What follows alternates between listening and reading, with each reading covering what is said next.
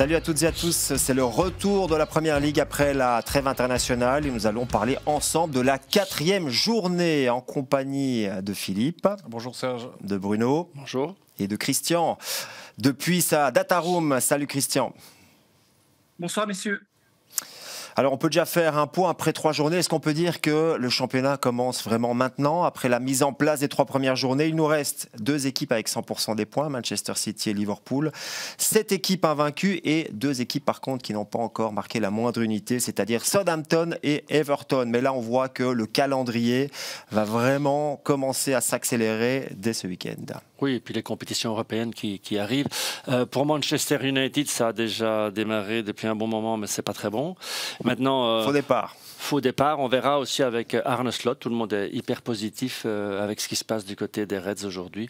Bon, pour City, c'est la confirmation. Tout suit son cours. Hein. Haaland, déjà 7 buts. Ouais. Qui pour l'arrêter? C'est en général pas le cas de City de commencer aussi fort. Enfin, c'est que 3 matchs. Hein, il faut voir, mais 3 victoires quand même. Impressionnantes en plus parce qu'il marque vraiment très facilement.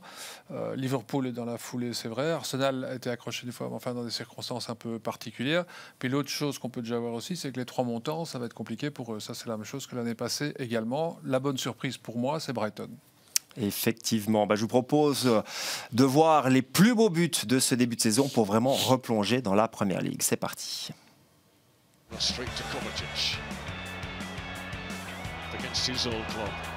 Kovacic, that's how you do it. A second goal for Manchester City. A muted celebration for the former Chelsea player. Johnson again, was a risky challenge. Back with Kulusevski. Still he can't find the opening. Brilliantly taken by the returning Yves Bissouma. His first Tottenham goal. Doucouré. The block from Fofana. It's Eze! It's brilliant! A top-class finish from the England international, Ebere Eze. As that ball's sent long towards Jackson, and Wolves might be caught out here. Palmer! It's class! Chelsea taking advantage on the break, and Cole Palmer, perfect again. Havertz to Saka. Bukayo Saka!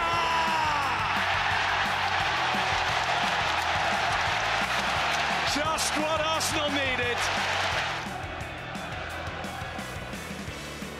Bellegarde though with the instant response. Oh, brilliant! Out of very little. It's a super strike from Jean-Rigner Bellegarde. Haaland suddenly received it. Just too hot to handle. A fabulous finish from Erling Haaland. His 10th Manchester City hat-trick. Schmodix. Hutchison ahead of him. He goes for goal.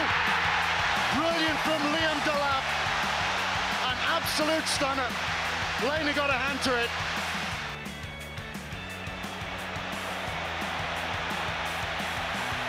The charge is led by Mickey van der Ven. He could go all the way. He's found Son, who finishes in style. What a blistering run by Mickey van der Ven. Now Kilman striding forwards and he rides the challenge of Wharton. He's got Bowen out to his right and now Bowen has the ball. West Ham looking threatening. Jared Bowen looking to make it two. Glorious finish by Jared Bowen. 2 goals in quick succession for West Ham United. Salah goes down, but Jota has his feet and he's got Diaz ahead of him. What a pass that is! Liverpool's big opening chance is taken! And Luis Diaz! Lallana. Oh, that's a fabulous goal! Sugawara! Beautiful finish! Grealish gliding inside the penalty area. Kovacic, it's Rico Lewis, 1 step down the line for Haaland! Minimal backlift, maximum effect. Le roi Haaland est toujours présent et on a vu dans quelques séquences que ça allait très très vite en reconversion et justement on va s'adresser pour la première fois de cette émission à Christian parce qu'il a remarqué en ce début de saison qu'il y a dans la manière de marquer les buts quelques différences par rapport à la saison dernière. En préparant les faits marquants pour cette émission, j'ai un peu regardé les différents domaines tactiques et la manière dont on marquait les goals. Et il y a deux choses qui sautent aux yeux. La première, c'est le nombre de buts marqués sur phase arrêtée. Seulement 12%, 10 buts sur 83. Alors que vous le voyez en blanc sur l'infographie en bas à droite, on est à 25% la saison passée, 26% la saison d'avant, 27% la saison encore avant. Donc on diminue tout le temps le nombre important de buts sur phase arrêtée, alors que tout le monde maintenant a des spécialistes. Aston Villa a engagé un spécialiste aussi, ils ont déjà marqué 2 buts comme ça avec un très très beau coup franc indirect. Mais dans l'ensemble, on ne marque pas assez. Et par contre, en reconversion rapide, là, ça va dans tous les sens. On est à 30% des buts sur reconversion rapide avec les équipes du top comme Liverpool, Manchester City, Tottenham qui marquent énormément de buts dans ce domaine et notamment avec Luis Diaz qui a déjà marqué 3 buts comme ça. Donc on est un peu... voilà, c'est le début de la saison, ça va sûrement s'équilibrer, mais c'est très étonnant ces deux domaines tactiques qui l'un fonctionne et l'autre ne fonctionne pas. Et on sera curieux de voir si cette tendance se vérifie dans les prochaines semaines, dans les prochains matchs. Je vous propose, messieurs, de plonger dans le premier grand rendez-vous du week-end. C'est celui de samedi, attention, horaire un petit peu particulier à 21h. Et on va parler de Bournemouth contre Chelsea.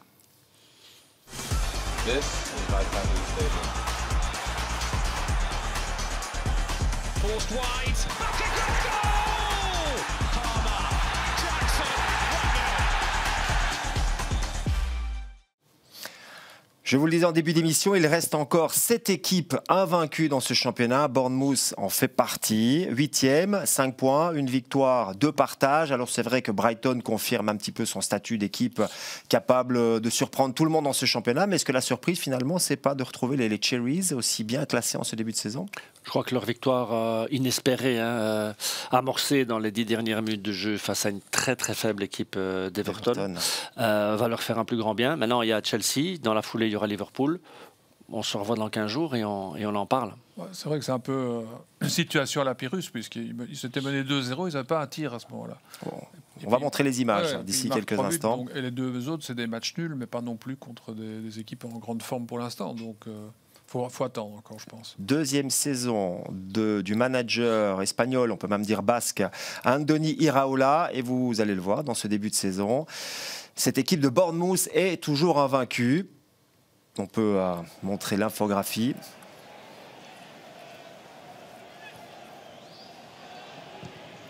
Et là, c'est plutôt les buts marqués sur centre. Christian, vous avez repéré cette... spécificité dans le jeu de Bournemouth en ce début de saison, puisqu'il marque très facilement sur centre. On peut même dire que c'est la meilleure équipe du championnat. Oui, et c'est vraiment une spécificité qui est un peu dans la continuité de ce que Iraola a mis en place la saison passée. Il y a une envie en permanence de passer par les centres. Ils ont marqué 5 buts comme ça. C'est la meilleure performance en Première Ligue. Alors, pas contre des très bonnes équipes, mais c'est ça, à un certain moment, quand on joue contre le top, il faut marquer sur des reconversions rapides ou sur des phases arrêtées, mais quand on joue contre des équipes plus faibles ou de son niveau, il faut pouvoir marquer sur centre, et c'est ce qu'ils font, et ils le font très bien. On le voit, les 7 équipes encore invaincues dans ce championnat. Bournemouth aussi qui a cette capacité à aller chercher des points dans les tout derniers instants du championnat. Vous allez le voir sur l'infographie, ils ont déjà marqué 4 buts au-delà de la 86e minute. C'est un signe de résilience, c'est pas un hasard. C'est un signe de résilience et c'est un signe de bonne préparation physique. Vous savez que dans le staff de Bournemouth aujourd'hui, il n'a pris qu'un Espagnol avec lui, c'est son préparateur physique. C'est assez rare pour être souligné. Tous les autres étaient là ou sont anglais. Et donc, c'est assez intéressant. Donc, c'est vraiment son objectif, son ambition, c'est de pouvoir tenir jusqu'au bout. Et quand ça suit physiquement, l'esprit est clair. Bon, des chiffres un petit peu tronqués par cette victoire à Everton. Oui. On va revoir les buts marqués. C'est un match assez exceptionnel. D'ailleurs, c'est le retournement de situation le plus tardif de l'histoire de la Première Ligue quand on est mené 2-0. C'était le cas. Everton menait 2-0. Bournemouth n'avait pas encore réussi le moindre tir cadré jusqu'à ceci. Ça souligne aussi... le très mauvais début de saison de Pickford. Cette trajectoire-là, il doit absolument la couper. Après, il est complètement... c'est un gardien qu'on connaît, fantasque, et il peut être très impressionnant impressionnant sur sa ligne. Mais au niveau tactique, qu'un gardien comme ça soit titulaire en équipe nationale, je pense que c'est un problème. En tout cas, on voit chez... non plus, hein. Il n'est pas aidé sur ce coup-là, bien sûr. Mais on va quand même mettre en exergue les qualités de cette équipe de Bournemouth. On a vu Antoine Semenyo sur un flanc, on a de l'autre côté, on a Tavernier, on a Kluivert aussi, hein, Justin Kluivert qui fait un très bon début de saison. On l'attend depuis longtemps, le Kluivert. Hein. Exactement, mais là il est en train de confirmer quand même les espoirs qu'on plaçait en lui. C'est une équipe assez équilibrée. Je pense que Chéri, c'est une bonne équipe du subtop qui pourrait finir 7e ou 8e en ayant des résultats pareils. Mais on faisait le goal of the day, en même temps on voyait ce qui se passait dans le match de Bournemouth, mais il ne se passe rien en fait du côté des Cherries. Donc ne pas jouer comme ça à ce point pendant 85 minutes et puis miraculeux, c'est très bizarre quand même comme match, ça ne va pas arriver toutes les semaines. Hein, donc il va être face à Chelsea, ils ne vont pas avoir cette opportunité-là, je pense. C'est un bon test pour eux. Pour autant qu'on considère que Chelsea est toujours une équipe du subtop également. Justement, ouvrons le chapitre Chelsea. Est-ce que vous êtes d'accord pour dire d'entrée que c'est le club qui se trouve dans la situation la plus chaotique pour le moment en Première Ligue? C'est rien de le dire. Là, on est dans le show. Là. Il y a un show total. Après, il y a des pépites. C'est un feu d'artifice. Et dans le feu d'artifice, il y a Cole Palmer. Il va y avoir peut-être d'autres joueurs qui vont émerger. Jadon Sancho qui pourrait jouer ses premières minutes sous le maillot de Chelsea ce week-end. Oui, un des nombreux transferts, il y en a encore eu 10 ou 11, il y a plein de joueurs qui sont partis aussi, dont Raheem Sterling, hein. Ça fait pas mal de remous. Sancho, il faudra voir ses capacités physiques. C'est séisme après séisme. Maintenant, ce sont les propriétaires qui se mangent entre eux. Donc oui, ça n'a pas facilité l'ambiance parce que on a Todd Boehly d'un côté et Bedad Eghbali de l'autre, les deux propriétaires qui n'arrêtent pas de se tirer dans les pattes et l'un voudrait racheter les parts de l'autre. Voilà, c'est pas la meilleure ambiance possible. C'est Dallas. C'est assez vrai. C'est pas mal pour. Je ne sais pas s'il est texan en Boehly, hein, mais et en tout plus, cas, apparemment, la dispute vient justement de l'affaire Sterling. C'est lié parce que Boehly a bien compris que c'était un très mauvais business, hein, de laisser partir un joueur qui a coûté presque 60 millions de livres et Chelsea continue à payer 70% du salaire de Sterling, donc Arsenal a fait une bonne affaire. À voir sur le terrain. C'est vraiment un problème dans le vestiaire. Hein, ouais. Pour lâcher autant d'argent, c'est qu'il doit y avoir un problème. Hein. Quand vous voyez la liste des joueurs, comment voulez-vous qu'un entraîneur... Il l'a dit lui-même, je ne peux pas avoir plus de 25 joueurs dans mon entraînement. Aucun entraîneur au monde ne peut faire ça. Se demander pourquoi un entraîneur va encore à Chelsea, parce qu'il sait que ça va être extrêmement difficile. Alors le match à Wolverhampton, c'est l'arbre qui masque la forêt, parce que ce jour-là, tout fonctionne, et tout de suite, il y a les commentateurs qui se disent « Ah oui, on a retrouvé le grand Chelsea, ça va dérouler ». Mais non, en fait non, parce que la semaine d'après, c'est de nouveau un peu catastrophique, quoi. Je ne serais pas étonné qu'il se passe encore quelque chose face à Bournemouth. Une équipe qui fonctionne donc sur courant alternatif, mais il y a quand même quelques valeurs sûres. En tout cas, depuis la saison dernière, Christian a commencé par l'inévitable Cole Palmer. Première saison en venant de Manchester City, il est un des meilleurs joueurs de Première Ligue, en tout cas un des joueurs les plus efficaces. Montrer directement le sang-froid avec notamment beaucoup de pénaltys, mais aussi beaucoup d'assists, puisqu'il a quand même donné 11 assists la saison passée. Pour une première saison, c'est quand même pas mal. Et là, on attend la confirmation, l'année de la confirmation, et il commence en 3 matchs par 4 assists, dont évidemment 3 contre Wolverhampton et 3 fois pour le même joueur. Il est présent, il montre qu'il est quelqu'un de consistant. Il l'avait montré aussi avec l'Angleterre quand il est monté à l'Euro. Voilà, c'est un joueur qui vaut sa valeur et qui, dans une équipe qui ne fonctionne pas très bien depuis quelques saisons, il est un peu quand même l'allure dans la grisaille et c'est très bien comme ça pour Chelsea. Et qui vient à peine de fêter ses 22 ans, il ne faut pas l'oublier, hein, c'est pas un vieux briscard, hein, c'est stade dans une équipe qui coule. L'année passée, c'est exceptionnel, quoi. Il ne coule pas encore, il surnage pour l'instant. Le seul endroit où il n'est pas présent, c'est la liste des joueurs pour la Conference League. Mais bon, ça c'est fait exprès justement parce qu'il y a beaucoup de joueurs et pour lui permettre de ne pas avoir trop de matchs et de le garder vraiment pour le championnat, parce que l'objectif c'est quand même de terminer le mieux possible dans le championnat, pas spécialement d'aller gagner cette Conference League. Ce serait un bonus si les Blues y arrivent. Il y a Madueke aussi, 4 buts en ses débuts de saison, c'est à mettre dans la colonne des points positifs. Statut international, ça aide. Hein. dont 3 buts à eux deux. Assist de Palmer, c'est dans le match face à Everton. En 10 minutes ou 12 minutes, je crois qu'il donne 3 assists à Madueke. Bon, il y a un nouveau manager, Enzo Maresca. On n'a pas encore tout à fait pu comprendre la philosophie de jeu de cette équipe de Chelsea. Lui non plus, lui non plus, je ne sais pas. Il n'a pas encore compris peut-être complètement où il a mis les pieds non plus. Ou en tout cas, il n'a pas beaucoup d'expérience, en tout cas, en tant que manager, en tant que décideur dans une équipe. Mais je pense qu'une vraie personnalité du banc aujourd'hui ne vient pas à Chelsea maintenant. Hein. Non, j'ai vu les 2 matchs aussi contre le Servette pour se qualifier parce qu'ils devaient en plus faire un tour. Ils perdent un des deux, le match retour. Ils perdent le match retour et ils s'en sortent de toute justesse. Et au match aller, franchement, ils ont 2 pénaltys sur les 3 buts qu'ils marquent, mais s'ils n'ont pas ça, je ne suis pas sûr qu'ils s'en sortent. Alors Christian, on a vu que cette équipe de Chelsea a du talent offensif. Par contre, défensivement, c'est une équipe qui, sauf je pense lors du match aller face au Servette, a encaissé dans tous ses matchs cette saison. Et vous avez remarqué que c'est quasiment dans tous les domaines de jeu. Donc il y a quand même pas mal de lacunes au niveau défensif. Oui, et pourtant, on l'a souvent répété qu'on espère d'abord mettre une mise en place défensive solide et consistante, comme Newcastle l'a fait, comme Aston Villa l'a fait. Et là, ils ne parviennent pas du tout à pouvoir mettre cette assise défensive bien stable, pour pouvoir marquer de leur empreinte et de pouvoir passer à cet aspect offensif. Alors, ils l'ont fait là contre Wolverhampton, mais ils prennent des buts sur des reconversions rapides, ils prennent des buts sur jeu dominant placé, sur jeu dominant rapide, sur les phases arrêtées. Donc, c'est dans tous les domaines. Donc, pour le moment, ils ne font pas preuve de beaucoup de stabilité défensive et on va le voir plus tard aussi dans le classement des meilleures défenses. Il faut pouvoir être intraitable défensivement si on veut jouer le haut du classement, et ce n'est pas le cas pour eux. Il ne faut pas oublier qu'ils ont perdu quand même, enfin que Thiago Silva est parti, et que c'était quelqu'un, même s'il n'a pas énormément joué la saison dernière, il pouvait avoir une autorité sur l'équipe, malgré tout défensivement. Sans vouloir enfoncer un joueur en particulier, mais c'est à l'image d'un Badiachil. Qui a disparu, là, qui n'est plus titulaire. Qui a disparu parce que ces matchs, c'était absolument un effondrement à chaque fois, et donc, pourtant, on misait sur lui à une époque. Ouais, effectivement, là, c'est Fofana et Colwill. Colwill, d'ailleurs, devenu international. Là, je pense que c'est une question d'état d'esprit, parce que j'avais lu que Cucurella, quand ils avaient gagné le championnat d'Europe, avait dit dans les médias ou en fêtant qu'Alan n'avait qu'à bien se tenir. Parce qu'il on en a beaucoup parlé, oui. On a vu. Ça n'a pas été le cas. Ça n'a pas été la réalité. Ça n'a pas été le cas. Comment est-ce qu'on peut dire des choses pareilles quand on sait qu'on va jouer contre un joueur pareil? Dans l'euphorie d'un titre gagné avec la sélection, c'est dans un autre cadre. C'est sûr. Mais bon, je pense que Chelsea a d'autres sujets délicats à régler plus que celui de Cucurella et sa relation avec Haaland. Ils n'ont même pas conscience, ça, les joueurs, quand on les entend à l'interview.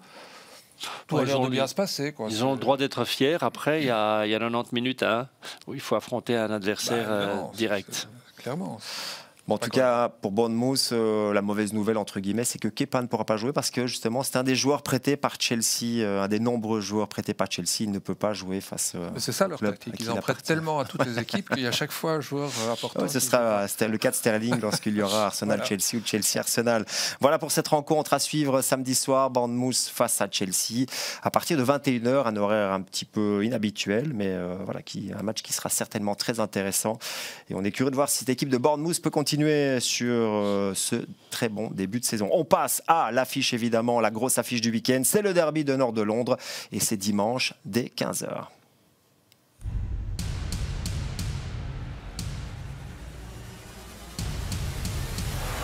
This is the North London Derby. Let's go. Tottenham Hotspur Stadium is ready for a titanic clash. No love lost between these two of the best of times. How cool and collected is that? Son scores! This is the showdown that North London has been waiting for. C'est l'une des plus grandes rivalités du football anglais, le derby du Nord de Londres, Tottenham qui accueille Arsenal. Voilà, c'est plus qu'un match de Première Ligue où on essaie de se positionner. Là, on parle pas vraiment de forme ou de classement ou de qualification ou de titre. On parle d'abord de ce match, de la rivalité, du prestige de pouvoir le gagner. Oui, en général, ça va bien pour les Gunners dans les derbies, parce qu'ils sont nombreux. On se souvient de ce que disait Arsène Wenger à une époque. Vous pouvez perdre un titre dans ces derbies londoniens qui sont à couteau tiré. Là, c'est une rivalité assez exceptionnelle. Ouais. Maintenant, on va voir, évidemment, les équipes ne partent peut-être pas dans les meilleures conditions pour ça, donc ça peut encore intensifier le match. Il y a des absents de chaque côté. Oui, il y a des absents de chaque côté, mais ça peut encore intensifier le match parce qu'il y a cette rivalité et aussi la notion il faut en donner un peu plus pour être efficace, surtout en début de saison comme ça, c'est encore plus difficile, je pense. Début de saison discret pour Tottenham, 10e seulement après 3 journées, 4 points, donc une victoire, un partage, une défaite, 6 buts marqués, 3 buts encaissés. Christian, vous avez analysé les buts marqués par Tottenham et il y a une espèce d'envie de passer essentiellement par l'axe. Oui, et c'est souvent en début de saison, quand on est une équipe qui doit jouer le top du classement, c'est un signe de faiblesse parce qu'en fait, généralement, les équipes font du jeu posé, ils construisent en passant par les flancs. Et là, ils ont énormément de difficultés. Et donc, tout se fait pratiquement dans le passage par l'axe. Donc, pour le moment, ils n'ont que cette option-là. Alors, ils ont marqué 4 fois comme ça, donc c'est que ça fonctionne. Mais il faut faire attention. Là, on le voit aussi, hein, impossible de passer jusqu'à la ligne de la baseline. On est obligé de passer par l'axe, de devoir construire des choses qui sont difficiles. Mais enfin, l'issue est favorable avec ce magnifique tir. Il faudra quand même avoir une option supplémentaire de plein jeu. Oui, et ça, c'est face à 10 joueurs d'Everton dans leur propre rectangle. Je veux dire, là, on touche quand même au sublime, hein, du côté défensif. Hein, si on regarde ça avec un œil défensif, on est dans du sublime et du catastrophisme. Là, c'est plutôt Son qui joue au numéro 9 parce que Solanke, le gros transfert de l'été, est déjà blessé. J'ai même entendu une info, il a raté déjà plus de minutes de jeu cette saison avec Tottenham que sur toute la saison dernière avec Bournemouth. Donc, c'est pas vraiment la meilleure manière de débuter. Donc, ça fait Odobert sur un flanc, Kulusevski de l'autre. Voilà, cette équipe se cherche encore en ce début de saison. Ah oui, même si on imagine que ce serait une bataille d'entre-jeux, là, avec des affrontements très très musclés. Et là, peut-être que certaines absences d'un côté et de l'autre vont être préjudiciables, bien sûr. Ils vont mettre la pression sur l'entre-jeu d'Arsenal parce qu'il va être, entre guillemets, original pour ce match. On rappelle que Declan Rice est suspendu, il a pris un carton rouge dans le match face à Brighton et que Ødegaard revient apparemment blessé de son dernier match avec la Norvège. Ça demande confirmation, mais normalement il sera absent ce week-end. Moi j'ai vu la blessure, le pied a tourné solidement. Alors le médecin de l'équipe norvégienne a dit c'est une entorse, mais une entorse de niveau 1. Il est quand même sorti en béquille. Voilà, on l'a vu en béquille et il a annoncé 3 semaines out. Donc ça a confirmé certes, mais il ne jouera pas dimanche. Oui, dimanche. 3 semaines avec les compétitions qui arrivent, ça fait beaucoup. Hein. Oui, effectivement, hein, on rappelle le calendrier. Donc c'est Tottenham ce week-end, déplacement à l'Atalanta pour la première journée de Ligue des Champions et déplacement à Manchester City. Donc c'est une semaine cruciale pour Arsenal. Mais revenons sur Tottenham. C'est une équipe, Christian, face à qui il ne faut pas commettre d'erreurs parce que ça peut être fatal. En début d'émission, on a mentionné le fait qu'on marquait beaucoup de buts sur reconversion rapide et il faisait partie des 3 premiers, des 3 meilleures équipes dans le domaine de la reconversion rapide. Voilà, comme ils n'ont pas beaucoup de solutions dans la possession de balle, ils vont profiter des erreurs adverses comme ici et grâce à ça, en fait, marquer 3 buts sur des reconversions rapides. Donc, il y a quand même un pressing qui est bien organisé. Enfin, fatalement, dans toutes les équipes de Première Ligue, il y a une pression énorme et donc on aime bien jouer sur ces reconversions rapides et sur les erreurs des adversaires. Mais voilà, c'est important de profiter de tout ce que les adversaires nous donnent comme possibilité quand on va un peu moins bien. Et j'espère pour eux qu'ils vont pouvoir mettre en place leur système de jeu et être un peu plus dominants. Alors, Postecoglou, c'est sa 2e saison.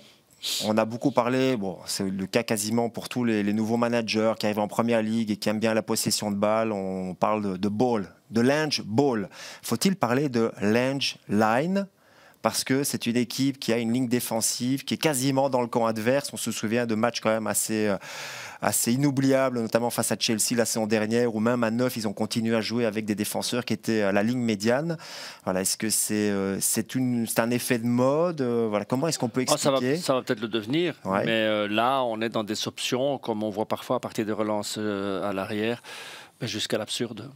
Justement, il y a eu ce match face à Newcastle, le match que Tottenham a perdu cette saison. Christian, vous avez absolument voulu sortir cette image parce que c'est assez incroyable de voir qu'une équipe comme Tottenham revient à la hauteur de Newcastle vers la 70e minute, en tout cas dans les 20-25 dernières minutes. A le match en main. Et a le match en main et commet une erreur qui permet à l'adversaire d'aller marquer le but de la victoire. Ce qui est incroyable, c'est qu'on l'a vu souvent la saison passée, on l'a noté, on a expliqué que c'est quelque chose qu'il fallait éviter. Il faut vraiment regarder la ligne défensive ici, il faut vraiment la suivre. Oui. Et donc il y a vraiment cette idée en fait de vouloir réduire cette distance et d'avoir un bloc qui est un bloc moyen, mais là c'est pas un bloc moyen, ils sont au-delà de la ligne et on sait que Newcastle à domicile est une équipe qui joue essentiellement sur du jeu dominant rapide avec des ballons profonds ou des reconversions rapides. Comment est-ce possible à ce moment-là du match, avec le score, de pouvoir faire un truc comme ça? Alors je dis à tous nos abonnés qui sont aussi des entraîneurs dans les jeunes, ne faites pas ça, ne faites pas ça. Il faut un travail de dingue pour pouvoir maîtriser ceci. Et c'est vraiment donner des possibilités à l'adversaire. Vous l'avez vu, vous partez, vous avez 40 mètres d'avance et vous êtes à 2 contre le gardien. Il n'y a pratiquement aucune chance de rater dans ce cas-là. Surtout quand Van de Ven ne joue pas, parce que Van de Ven c'est un des joueurs les plus rapides de Première Ligue, mais là il était absent en tout cas lors du dernier match. On et ne sait pourtant, pas il a un sacré physique, hein, donc. Oui, mais c'est un problème de cohérence défensive. Mais s'ils le font en déplacement à Newcastle dans le dernier quart d'heure, ils vont le faire à domicile face à Arsenal. Et puis c'est comme si on ne mettait pas en application ce qu'on dit pas nous, mais les entraîneurs disent toujours, c'est qu'on ne défend pas à 4 ou à 3, on défend à 11, enfin à 10, disons. Le gardien compte un peu différemment, mais ici ils ne le font pas. Puisqu'ils ont la maîtrise d'aller prendre un point à Newcastle, et comme dit Christian, ils sortent comme ça de manière... Ils prennent des risques à considérer. Qu'ils n'ont pas besoin de prendre à ce moment-là. Ou alors, c'est dire, on ne se contente pas d'un point, on veut absolument gagner. C'est l'idée. Mais on ne peut pas laisser les gars derrière... il y a un peu de prétention. Il y a un peu de prétention parce qu'ils ont le match en main, ils se procurent des occasions. Exactement. Et à ce niveau-là, il suffit d'être mal placé face aux gars qui filent et de ne pas gagner un duel dans l'entrejeu. Et... Ouais, on voit beaucoup de choses qui étonnent en fait à ce niveau-là de professionnalisme normalement, et que même des équipes de beaucoup plus bas niveau ne font pas parce qu'on est plus prudent. Je crois que ce sera un sujet de discussion encore dans ce match donc dimanche à 15h entre Tottenham et Arsenal. Arsenal justement, Christian, la saison dernière, meilleure défense du championnat, 29 buts encaissés. On est parti sur les mêmes bases. Oui, mais ça c'est cohérent. C'est d'abord de mettre cette assise défensive parce qu'on sait à quel point un but, c'est important. Un but encaissé, il en faut 2 pour pouvoir gagner. Ce n'est pas toujours évident. Alors, il y a des matchs où ça déroule, mais il y a des matchs où c'est plus compliqué. Et d'ailleurs, la saison passée, ils ont gagné plusieurs fois avec 1-0, ce qui leur a permis de rester collés à Manchester City jusqu'au bout. Et là, on le voit, ils n'ont qu'un but encaissé pour le moment, donc ils sont cohérents. Regardez, Liverpool 0, Manchester City 2, Newcastle 2, Brighton 2, Nottingham Forest qui fait un très beau début de saison avec... Espirito Santo qu'on connaissait à Wolves avec une défense solide, mais ils sont cohérents dans ce jeu-là et ça permet en fait de pouvoir développer le jeu offensif.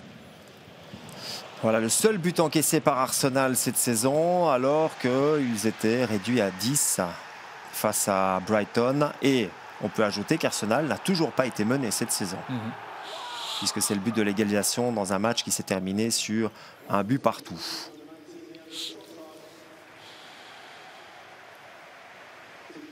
Au niveau défensif, ça reste aussi solide du côté d'Arsenal. Au niveau offensif, on a vu que c'est une équipe toujours aussi bien équilibrée. Il n'y a pas eu énormément de changements. L'arrivée de Sterling, qui pourra peut-être jouer ses premières minutes ce week-end. Sinon, on a les confirmations. On ne l'imagine pas titularisé, mais tout est possible. Avec l'absence de Rice et d'Odegaard, tous les scénarios sont possibles. On aura Trossard quand même. Oui. Probablement. Mais ce qui est intéressant, c'est de voir est-ce qu'il peut jouer à la place d'Odegaard, par exemple, Trossard? Non, je ne pense pas. Pas apporter la même chose, en tout cas. Enfin... Ça fait partie d'un des schémas possibles où il met Odegaard, il met plutôt Trossard à la place d'Odegaard et il met plutôt Sterling sur le côté gauche parce que Martinelli fait un début de saison quand même assez compliqué. Ce pourrait être. Est-ce qu'on a dit qu'Arteta avait signé jusqu'en 2027 ? Pas encore. Et donc voilà, c'est fait, c'est dit. Ce qui montre quand même. Peut-être qu'il va jouer du coup. Une certaine continuité. Dans l'entrejeu, il y aura peut-être de la place. Et là, si je peux finir avec Arteta et son contrat, mais je veux dire, d'ici fin 2027, il va falloir un titre. Il va falloir gagner au moins une fois le titre de Première Ligue. Il faut peut-être compter aussi sur un moment une punition et des points peut-être enlevés à Manchester City, mais ça, c'est un autre débat. Non. Ça fait longtemps qu'on en parle. Personne ne compte là-dessus, puisque nous avons un esprit sportif d'abord. Ce que je veux dire, c'est que c'est intéressant de voir qu'Havertz confirme quand même en position de numéro 9 dans ce début de saison, ce qu'il n'avait pas du tout fait l'année passée, et que Saka est quand même l'attaquant le plus performant après. Vous avez sauté une case dans la conduite. Parce que je veux d'abord, c'est pas grave, on va d'abord avec Christian évoquer l'aspect offensif. On avait souvent parlé de l'efficacité sur phase arrêtée d'Arsenal cette saison. On ne l'a pas encore vu par contre sur les 3 premières journées. Non, 31 buts la saison passée, c'était les meilleurs dans ce domaine. Ils avaient montré, et on avait souvent parlé de Nicolas Jauvert, qui est le spécialiste qui est venu à Arsenal, et on l'a vu souvent à côté d'Arteta donner des instructions chaque fois qu'il y avait une phase arrêtée offensive et défensive. Eh bien, cette saison, pour le moment, regardez l'infographie, on est à 0%, c'est-à-dire 0, 0 et 0 en termes de buts sur phase arrêtée. Mais pas d'inquiétude, parce qu'en regardant le timing des buts marqués sur phase arrêtée la saison passée, j'ai vu en fait qu'ils n'ont commencé seulement qu'à partir du début octobre à dérouler dans ce domaine-là. Alors ils avaient marqué quelques buts sur penalty, mais si on enlève les penalties, les buts sur phase arrêtée sans penalty, eh bien ils n'avaient pas encore déroulé à ce moment-là. Donc c'est peut-être un peu de patience avant de pouvoir commencer dans ce domaine et essayer d'atteindre les 34% de buts marqués la saison passée. Ouais, j'ai commenté dans le Goal of the Day le match entre Arsenal et Wolverhampton, je pense, où ils gagnent 2-1. Donc il y a eu plein de choses intéressantes, notamment les corners. C'était même 2-0. 2-0, oui. Où Ben White, l'année passée, venait faire des obstructions sur le gardien. On a clairement vu. Il y a eu des consignes qui ont été données à toutes les équipes, mais je pense qu'on en a donné en particulier à Arsenal sur le fait que cette année, les arbitres allaient siffler ça. Donc, sur les corners, je ne vais pas dire qu'ils ont été plus en difficulté, mais on a vu qu'ils ont essayé d'autres choses. Et ce n'est pas encore tout à fait au point. L'année passée, ce genre de choses-là marquait. Donc ça, c'est, je pense, un élément assez important. Et l'autre chose qui m'a frappé, je pensais qu'Wolverhampton avait marqué, finalement pas, mais ils ont eu toute une séquence avant le 2-0, où pendant un quart d'heure, ils étaient aussi un peu sur les talons. Et ça, c'est quand même une constante qu'on voit à domicile en plus des Gunners depuis 3 saisons, je dirais, en comptant celle-ci. Ça, c'est quand même quelque chose sur lequel ils doivent continuer à travailler. Et question en phase arrêtée, je pense qu'ils vont trouver des solutions parce que ça se voit qu'ils travaillent. C'est pas encore tout à fait au point, sans doute. Ouais, les autres apprennent aussi à bien défendre. Et c'est souvent le cas en football. Il faut essayer de garder une longueur d'avance au niveau offensif sur les défenses qui s'adaptent, évidemment. Vous parliez il y a quelques instants de Kai Havertz, mais aussi de Bukayo Saka, et Christian va nous le prouver. Ce sont les 2 joueurs essentiels du côté d'Arsenal en ce début de saison. Oui, c'est vraiment un duo qui fonctionne très bien. C'est le meilleur duo pour le moment en Première Ligue. Et voilà, Kai Havertz et Saka, c'est 60% des buts. Voilà, et c'est 80% des assists. Donc, on a heureusement que dans le dernier match, il y a Trossard et Partey qui sont venus un peu s'ajouter à cette liste. Sinon, c'est essentiellement par eux que ça passe. C'est aussi quelque chose où il faut être un peu plus, à mon avis, avoir plus d'options. Il faut que Ødegaard puisse commencer à marquer des buts de loin. Il faut quelques buts de la part de Saliba et de Gabriel pour pouvoir marquer des buts de la tête sur phase arrêtée. Mais pour le moment, voilà, c'est essentiellement sur eux deux que repose l'efficacité offensive.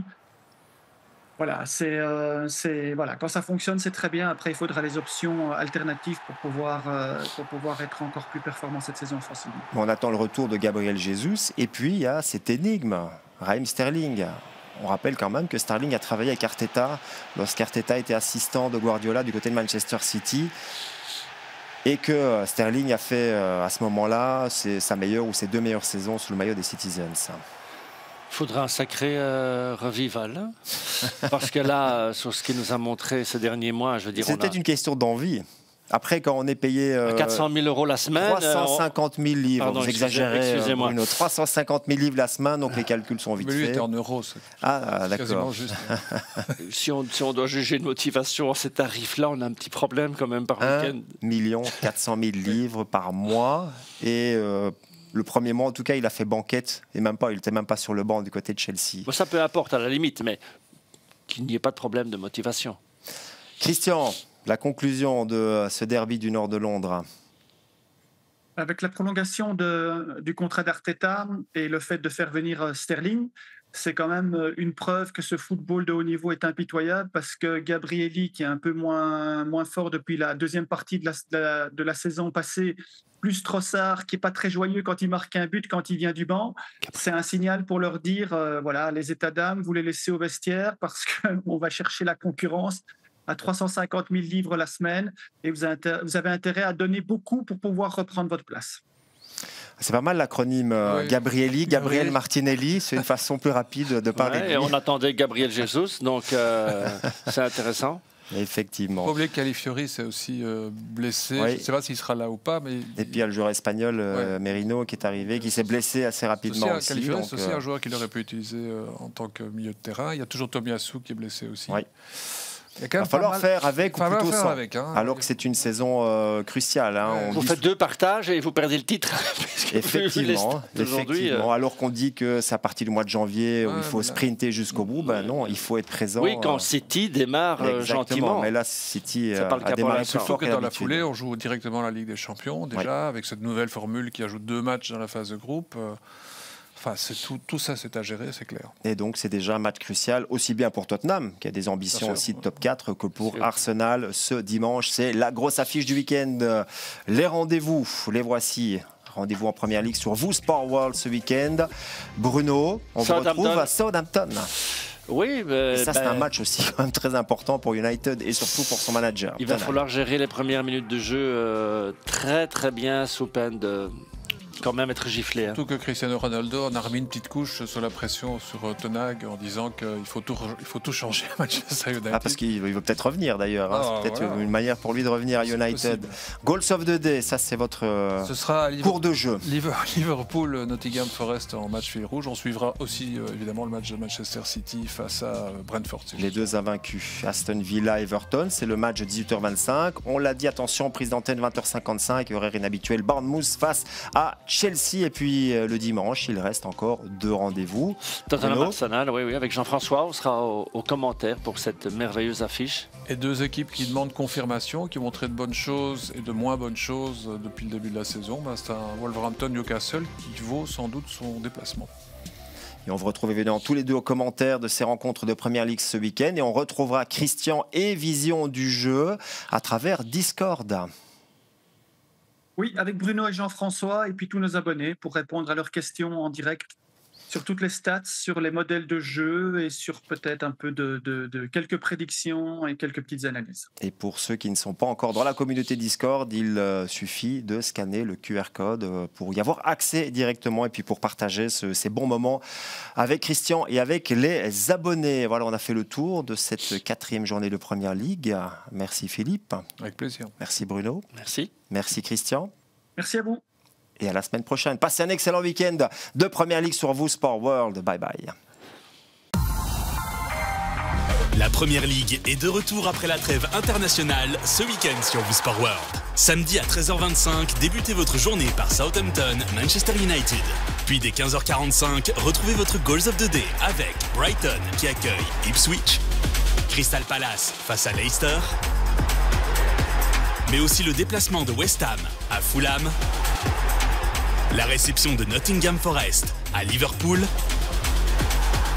sans oublier Manchester City en duel avec Brentford. Ensuite, à partir de 18h25, vivez Aston Villa, Everton. Et à 20h55, profitez de Bournemouth, Chelsea en soirée. Enfin dimanche dès 14h50, un prometteur North London Derby entre Tottenham et Arsenal. Et à 17h25, terminez cette 4e journée par Wolverhampton, Newcastle. Profitez bien de votre week-end de Première Ligue sur vous Sport World.